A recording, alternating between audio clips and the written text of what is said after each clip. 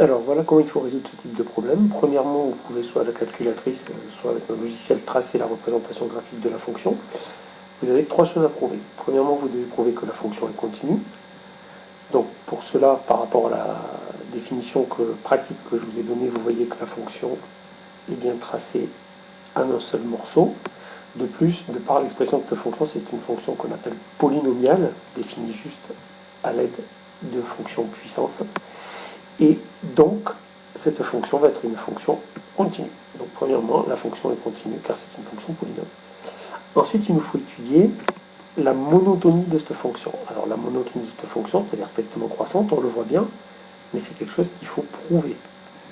Pour étudier les variations d'une fonction, nous pouvons soit considérer la somme de variations strictement croissantes, ce qui est le cas, la fonction cube est croissante, je vous rappelle qu'on travaille sur l'intervalle 0,4, et la fonction 3x moment c'est également croissante. Donc comme somme de deux fonctions croissantes, cette fonction-là est croissante. Autre façon de faire, calculer la dérivée. Alors pour la dérivée, je vais aller dans le calcul formel, tout simplement. Je rentre ma fonction f qui s'affiche, et il y a une touche au-dessus que vous ne voyez pas, mais ça ne va pas tarder. Voilà. F' qui va me calculer la dérivée, qui me donne directement la dérivée. Sans aucun souci, cette fonction est strictement croissante sur l'intervalle 0,4. Donc ma deuxième condition est remplie. Ensuite, je cherche à résoudre f de x est égal à 0. Il faut donc que 0 soit comprise entre l'image de 0 et l'image de 4. Ce qui est le cas, je vérifie par le calcul formel, sauf une petite révision. F de 0 égale moins 11. F de 4 égale 65. 0 appartient bien à l'intervalle moins 11, 65. Et donc, l'équation, d'après le théorème des valeurs intermédiaires, l'équation f de x est égale à 0 admet une seule solution. Il nous reste à trouver cette solution. Alors, le calcul formel va nous la donner assez rapidement. Si je tape f de x est égal à 0,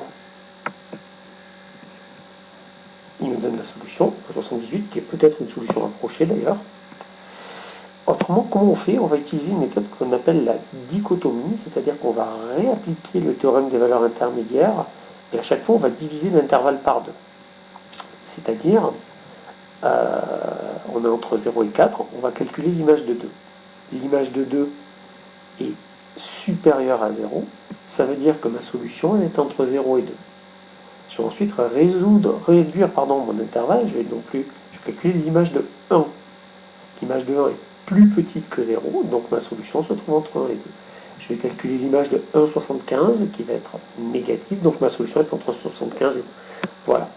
Ça va se faire avec un algorithme, et ça va être à la suite de la leçon. Je vais vous proposer l'algorithme de dichotomie qui est à connaître par cœur, et que certains connaissent déjà, et je vais vous donner la version avec la programmation en langage Python. Voilà.